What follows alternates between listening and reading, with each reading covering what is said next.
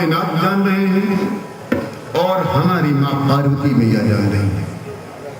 इसके अलावा कोई नहीं जाना, इसके अतिरिक्त। जबकि मेरा पहला एक हेडिंग है, आप लोग याद कर लीजिएगा कि नारद जी शिव की लीला को जानने वाले हैं, शिव माया को अच्छी तरह से समझते हैं, शिव महत्व को अच्छी तरह से जानते हैं और शिव की ही कृपा से, उनके निर्देशन पर ये हिमालय के यहाँ जा रहे हैं। ये मेरी हेडिंग, इस तरह से आप हमारी कथा को श्रवण करें। ये आप जो कथा चलेगी आप उसको ध्यान रखिएगा, तब आपको बड़ा आनंद आएगा। अब ये जो स्वयं शिव को जानता हो, शिव लीला को जानता हो, शिव माया को जानता हो, अब वो किस तरह से व्याख्या करेगा, कैसी कथा बनेगी, कैसी लीला होगी, कैसी कहानी बनेगी। भगवान की लीला स्वयं देखे बाप। भगवान भोलेनाथ की कृपा से हमारे नारद जी हिमालय के यहाँ गए। हिमालय जी ने जब देखा नारद जी आ गए हैं, उनके चरणों पर दोनों हाथ जोड़कर गिर पड़े, कहे हे मुनि नारद ज्ञानिना ब्रह्मपुत्र वर प्रभु सर्वज्ञ सत्तम सपूर्णा परोपकरणे रतः। कहा महाराज, आप तो तीनों लोक के ज्ञाता, तीनों काल को जानते हो, आपकी तो गति जो ऐसी है जैसे मन चलता है उससे भी तेज चलते हो। त्रिकालज्ञ सर्वज्ञ तुम, गति सर्वत्र तुम्हारी, अरे काया उत्ता के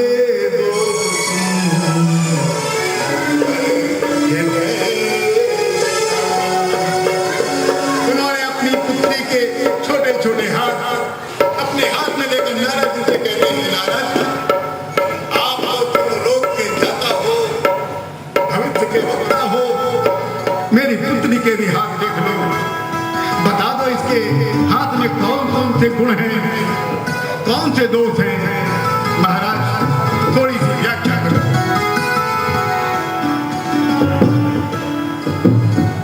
ये कथा मैं शुरू करूं, आप तो चूंकि भाग्य की बात आती है, मैं आपको ऐसी बात बताने जा रहा हूं। सभी लोग कहते हैं कि मणिबंधन से निकली हुई रेखा शनि पर्वत पे जो जाती है उसको भाग्य रेखा कहते हैं, उस व्यक्ति का भाग्य उत्तम होता है। आइए मैं आपको नारायण रावण सीता के अनुसार कहता हूं और इसका उल्लेख नारद पुराण में भी दिया गया है। जो मणिबंधन से निकलकर रेखा शनि पर्वत पर जाती है वो भाग्य रेखा नहीं होती है, बल्कि उससे भाग्य उत्तम होता है। जो शनि पर्वत पे जाएगी वो भाग्य रेखा नहीं, वो शनि रेखा कहलाती है। कम से कम हमारे पास जितने लोग हैं इस चीज को जान जाएंगे, और जब कभी कोई बोलेगा तो आप तर्क कर सकते हैं। चाहे सुरेश श्रीमाली क्यों ना हो, चाहे कमल श्रीमाली क्यों ना हो, आप उनसे भी आप तर्क कर सकते हो, प्रश्न कर सकते हो, क्योंकि मेरे उनके साथ इस तरह का एक प्रसंग बन चुका है। ऐसे ही हमारे उनसे तर्क वितर्क हो गया। ऐसे एक बार काशी के हमारे मंदिर रुद्रेश्वर मंदिर मोतीवाला में काशी से एक पंडित जी आए थे। जब मैं उनसे व्याख्या मांगी, एक प्रश्न कर दिया था कि बताओ हमारे शंकर भगवान को जब बेलपत्र, दूध, दही क्यों अर्पित किया जाता है? इसका उत्तर नहीं दे पाए। इसका उत्तर हमारे वेदों ने दिया है। क्योंकि शंकर भगवान ने जब विष का पान किया था तब नीलकंठ कहलाए थे। उन्होंने विष को यही रोक दिया था, उधर भी नहीं जाने दिया। क्यों? क्योंकि उनका जो उदर है शंकर भगवान का, वही तो ब्रह्मांड है।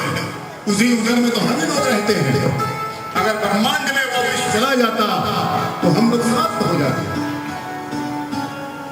इसलिए भगवान को नीलकंठ कहा गया है। कंठ में उन्होंने विष रोक दिया। भगवान भोलेनाथ के अंदर बहुत ताप रहता है, ऊर्जा रहती है। उनकी प्रसन्नता कब होगी? जब हम लोग जल में कपूर पीस कर मिलाते हैं, तभी कहते हैं कर्पूर गौरम करुणावतारम। जब कपूर मिश्रित जल उनके ऊपर हम लोग अर्पित करते हैं, तब उनका अवतार करुणा वाला हो जाता है। बेलपत्र से चढ़ाने से विष समाप्त हो जाता है। देखिए यहाँ बेलपत्र की बात आई, हमारे मन में भी एक बात याद आ गई। अथर्ववेद की एक दवा है, होम्योपैथिक में इसका प्रयोग भी होता है। जिस भाई बहन को मधुमेह हो, शुगर हो, वो नित्य 5 बेलपत्र और 5 काली मिर्च बाकी मुंह पान की तरह मुंह में रख के धीमे धीमे चबाए और उसका धीमे धीमे अंदर जाने दे। बाकी जो दवाइयां आप कर रहे हैं वो करते रहे। आप एक दिन देखेंगे, आप चाहे 15 दिन, चाहे 20 दिन, चाहे 1 महीने बाद, 2 महीने बाद अपनी जांच करा के देखिएगा, कुछ अंतर मिलेगा। और जितने भी आयुर्वेदिक दवा आती है मधुमेह की, उसमें बेलपत्र और काली मिर्च का प्रयोग होगा। बेलपत्र में एक तत्व होता है जो विष को समाप्त कर देता है। यदि कभी कोई व्यक्ति आपके जानने वाला कोई किसी चीज को मदिरा पिला दे, उसका नशा न उतर रहा हो, उसी समय बेलपत्र को पीस कर उसका जो 2-4 बूंद रस निकले उसके मुख में डाल दीजिएगा, तो वो नशा तुरंत समाप्त हो जाएगा, चल जाएगा। इसलिए हम लोग शंकर भगवान की ताप को, ऊर्जा को नम्र करने के लिए, शांत करने के लिए हम लोग दूध, दही, इत्र और बेलपत्र और भांग को चढ़ाते हैं। अब आप पूछेंगे भांग का भी गुण होता है विश्व शांत करना। नारद जी आप तो तीनों लोग के ज्ञाता हो, हमारी पुत्री के हाथ देख कर ये बताओ, हमारी पुत्री किसकी प्रिया बनेगी? इसका पति कौन होगा? कैसा होगा इसका पति? यही एक पसंद होता है जो सुनने में बड़ा आनंद आता है। नारद जी देवी मैया के छोटे हाथ अपने हाथ में लेते हैं, जबकि वो जान रहे हैं, वो भी जान रहे हैं ये मां जगदम्बा है। अब देखिए, मगर उनके मन में एक भ्रम पैदा हो गया। वो भूल गए कि मैं इनको भी जानता हूँ और शंकर भगवान को जानता हूँ। इसी को कहते हैं भगवान शिव की लीला। नारद जी कहते हैं कहा मुनि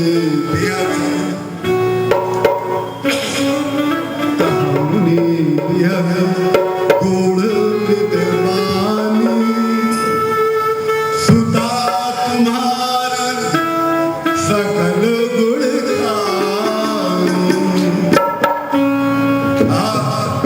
सारे सुंदर गुणों से युक्त तुम्हारी पुत्री है। हिमालय जी कहा मुनि दिया गुण विद्वानी सुता तुम्हारे सकल गुण खानी सुंदर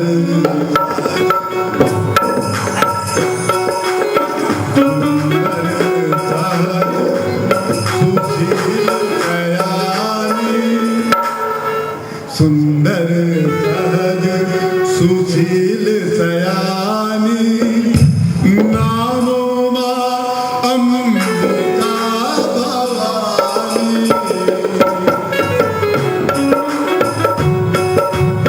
महाराज आपकी जो पुत्री है वो तो स्वयं समस्त गुण को धारण करती है। सुंदर सहज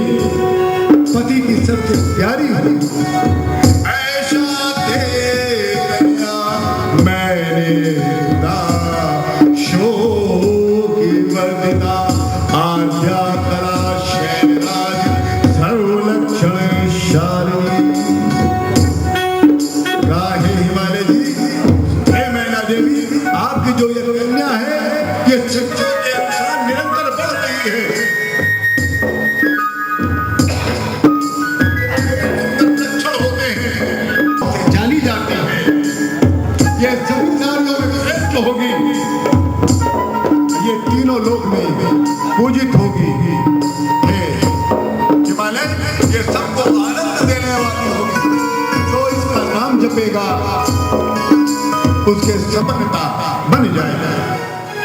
सदा चले यही कर ही बाला, यही तेजस विदु माता। हिमालय इसी पुत्री के कारण तुम और तुम्हारी पत्नी यश के प्राप्त हो।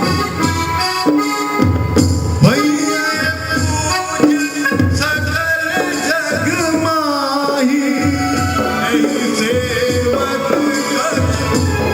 दुर्लभ नाही। इनके नाम के स्मरण करने से जितने भी दुर्लभ चीजें होंगी सदा प्राप्त हो जाएगा। देखिए, मैंने आपसे पहले बताया है कि नारद जी शिव जी के लिखे में समस्त कुमारी सुनहु ते अब अवगुण दुही जाए। जितने हमने अभी आपको लक्षण बताए हैं, कुछ कुलक्षण भी जान लो। एक चौपाई लिखी है, मातु पितहीना। ये चौपाई साधारण चौपाई नहीं आती है, ये शिव तत्व। अभी मैं इसकी व्याख्या भी करता हूं। कुलक्षणानि सर्वाणि तत्सुताया करेगी, यो एकाल विलक्षणा रेखा तत्परम सुनो तत्तः।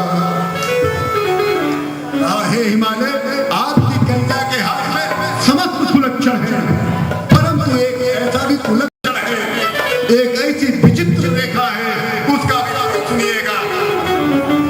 क्योंकि आपके कन्या के हाथ में जो रेखा है, अबुलयमान मातु पितहीना, उदासीन सब संशय छीना।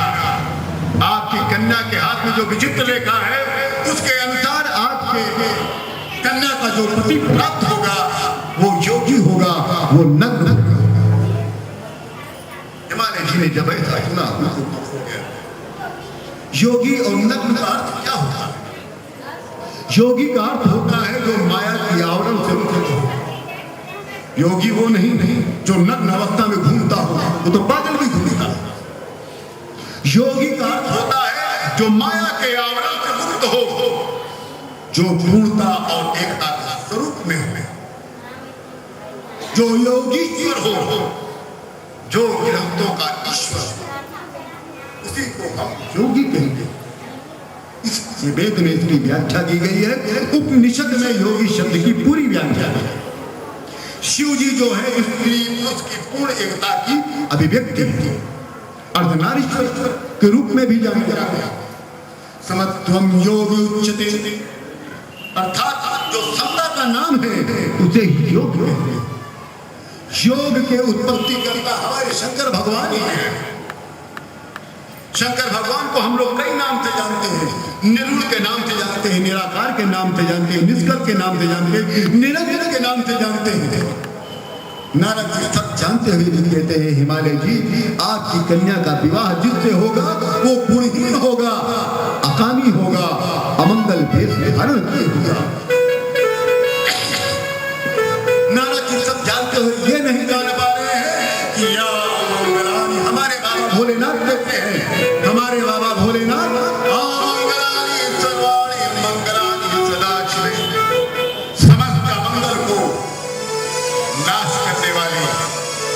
हमारे बाबा भोलेनाथ। जहां पर ब्रह्मा जी विष्णु जी स्वयं कहते हैं, नमो निष्कल रूपाय, नमो निष्कल तेजसे, नमः सकलनाथाय, नमस्ते सकलात्मने। नारद जी कहते हैं, नारद जी शिव की माया से मोहित हो गए हैं और शिव माया की मोहित होकर शिव तत्व की व्याख्या कर रहे हैं। यदि हमारे रामचरितमानस से शिव तत्व के रूप में एक चौपाई आती है, निर्गुण निरध कुबेश कपाली अकुल दिगंबर व्याली, अगर इसको निकाल दीजिए तो पूरी आपके रामचरितमानस जो है रस विहीन हो जाएगा। ये श्रेष्ठ शिव तत्व में आता है, जिसकी मैं आगे व्याख्या भी करूंगा। इस प्रकार नारद जी के वचन को सुनकर जब सुना कि कि हमारा दामाद तो नग्न होगा, उदासीन होगा, अमंगल वेश धारण करने वाला होगा, अनामी होगा, वो दुखी हो गए। परंतु ये बात हमारी माँ पार्वती देवी जो अपनी छोटी बाल्यावस्था में थी, उसी क्षण वो बालिका रूप में थी, वो सुन रही थी, वो प्रसन्न हो, वो बहुत प्रसन्न मुद्रा में आ गई। परंतु हिमालय जी और उनकी पत्नी मैना देवी ये सुनकर दुखी हो गई कि मेरी पुत्री जो इतनी सुंदर है, इतनी सुशील है, इसका पति योगी होगा, नग्न और बताओ अमंगल वेश धारण किए होगा। क्योंकि नारद जी का जो वचन होता है वो कभी झूठा नहीं होता। सुनी मुनि गिरा सत्य जिय जानी, दुख दंपति उमाहर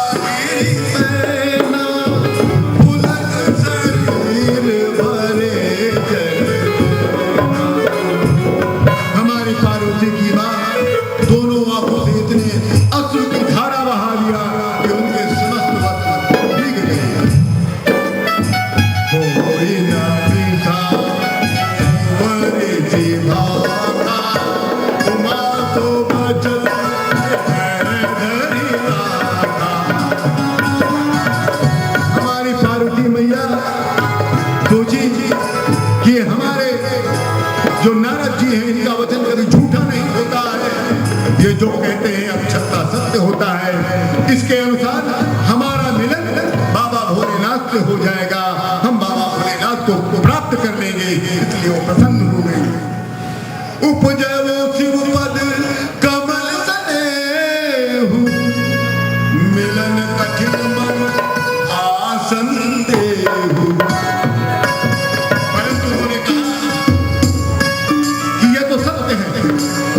कि शंकर भगवान की प्राप्ति मुझे हो जाएगी।